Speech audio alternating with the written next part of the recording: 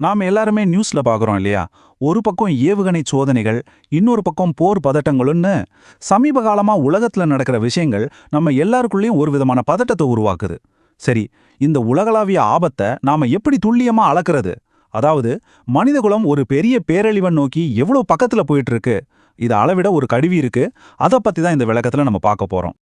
சமீபத்துல வடகொரியா ஜப்பான் கடல் பகுதியை நோக்கி ஒரு பாலிஸ்டிக் ஏவுகணைய செலுத்துனாங்க. இது கேட்கும்போது அது ஏதோ ஒரு மூளையில நடக்கிற ஒரு தனிப்பட்ட நிகழ்வு மாதிரி நமக்கு தோணலாம். ஆனா உண்மையில இது உலகம் முழுசும் பரவிக்கிட்டு இருக்கிற ஒரு பெரிய, ரொம்பவே அபாயகரமான ஒரு போக்கோட சின்ன அறிகுறி மட்டும்தான். இது மாதிரி அச்சுறுத்தல்கள் அதிகமாயிட்டே போகுது. ஆனா இதையெல்லாம் நாம எப்படி அளவிடுறது? இதுக்குன்னு ஏதாவது ஒரு கருவி இருக்கா? ஆமா, இருக்கு. அது நம்மள ஆச்சரியப்படுத்துற, அதே சமயம் ரொம்பவே எச்சரிக்கையா இருக்க சொல்ற ஒரு கருவி. முதல் பகுதி ஆபாய மணி. இதுல உலக நாடுகளோட மனநிலை சமீப காலமா எவ்வளவு ஆபத்தான முறையில மாறியிருக்கு அப்படிங்கறத பத்தி பாப்போம். பல வருஷங்களா உலக வல்லரசுகள் எல்லாம் தற்காப்பு தடுப்பு அப்படிங்கிற ஒரு கொள்கையை தான் பின்பற்றிக்கிட்டு வந்தாங்க. அதாவது, எதிரிகள் நம்மள தாக்கவே யோசிக்கணும், அந்த அளவுக்கு நம்ம வலிமையா இருக்கணும்னு நினைச்சாங்க. ஆனா இப்போ அந்த மனநிலை அப்படியே தலைகீழா மாறிடுச்சு. பல நாடுகள் ஒரு ஆக்ரோஷமான தாக்கும் நிலைப்பாட்டிற்கு நகர்ந்திருக்காங்க. சொல்லப்போனா, அவன் அடிக்கிறதுக்கு முன்னாடி நான் முந்திக்கணுங்கிற மனநிலை. இந்த மாற்றம் தான் உலக பதட்டங்களை ஒரு புது உச்சத்துக்கு கொண்டு போயிருக்கு. இரண்டாவது பகுதி உலக அழிவு கடிகாரம். இந்த உலகளாவிய அபாயத்தை அளவிடவும் நம்ம எல்லாருக்கும் ஒரு எச்சரிக்கை கொடுக்கவும் விஞ்ஞானிகள் பயன்படுத்துற ஒரு சக்தி வாய்ந்த குறியீட்டு கருவி இது. வாங்க அதை பத்தி பார்க்கலாம். இதுதான் அந்த கடிகாரத்தோட தற்போதைய நேரம். நள்ளிரவை அடைய இன்னும் வெறும் 85 வினாடிகள் தான் இருக்கு. யோசிச்சு பாருங்க, இந்த கடிகாரத்தோட முழு வரலாற்றிலேயே மனித குலம் பேரழிவுக்கு இவ்வளோ பக்கத்துல போனதே இல்ல. இதுதான் இப்ப இருக்கிற அதிர்ச்சியான உண்மை. அப்போ உலக அழிவு கடிகாரம்னா என்ன? இது 1945ல உருவாக்கப்பட்ட ஒரு குறியீடு. இது நிஜமான கடிகாரம் கிடையாது. இது மனித குலத்துக்கான ஒரு எச்சரிக்கை அமைப்பு. இதுல நள்ளிரவு அப்படிங்கிறது உலக அழிவை குறிக்குது. நாம அதுக்கு எவ்வளவு பக்கத்துல இருக்கோம் அப்படிங்கிறத இந்த கடிகாரத்தோட முட்கள் காட்டுது. சரி, இந்த கடிகாரத்தோட நேரத்தை யார் தீர்மானிக்கிறாங்க? இது அமைக்கிறது அணு விஞ்ஞானிகளின் புல்லட்டின் அப்படிங்கிற ஒரு அமைப்பு. இது அணுகுண்ட உருவாக்குன மன்ஹாட்டன் திட்டத்துல வேலை செஞ்ச ஆல்பர்ட் ஐன்ஸ்டைன் போன்ற பெரிய விஞ்ஞானிகளால் தொடங்கப்பட்டது. இன்னைக்கு வரைக்கும் இதுல அணு விஞ்ஞானிகள், காலநிலை நிபுணர்கள், ஏஐ வல்லுநர்கள்னு உலகத்தோட தலை சிறந்த நிபுணர்கள் எல்லாம் சேர்ந்துதான் இந்த முடிவை எடுக்கிறாங்க. இந்த ஸ்லைட்ல இருக்கிற வாசகம் இதோட தீவிரத்தை நல்லாவே உணர்த்துது. கடிகாரம் நள்ளிரவை தொட்டுடுச்சுன்னா அதுக்கு அர்த்தம் குட் நைட், அதாவது மனித நாகரிகத்தோட முடிவு. அது ஒரு அணு ஆயுத போரா இருக்கலாம், இல்லைன்னா கட்டுப்படுத்த முடியாத காலநிலை பேரழிவா கூட இருக்கலாம். மூன்றாவது பகுதி உலகை அச்சுறுத்தும் ஆபத்துகள். சரி, இந்த கடிகாரத்தோட முட்கள் ஏன் நள்ளிரவை நோக்கி இவ்வளவு வேகமா நகருது?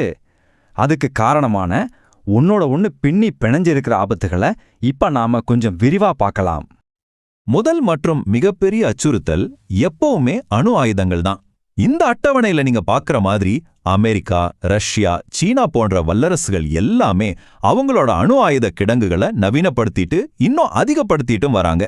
இன்னொரு பக்கம் பாகிஸ்தான், ஈரான், வடகொரியா போன்ற நாடுகளும் அவங்களோட அணு ஆயுத திட்டங்கள்ல ரொம்ப தீவிரமா முன்னேறிட்டு இருக்காங்க. இது ஒரு அபாயகரமான ஆயுத போட்டியை மறுபடியும் தொடங்கி வச்சிருக்கு. அணு ஆயுத அச்சுறுத்தல்ங்கிறது நேரடியா 2 நாடுகள் மோதுறது மட்டும் இல்ல.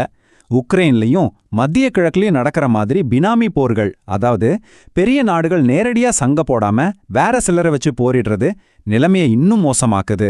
இங்க நடக்கிற ஒரு சின்ன தப்பு கணக்கு கூட ஒரு உலகளாவிய அணு ஆயுத போருக்கு வழிவகுக்கலாங்கிறது தான் இங்க இருக்கிற பெரிய அபாயம்.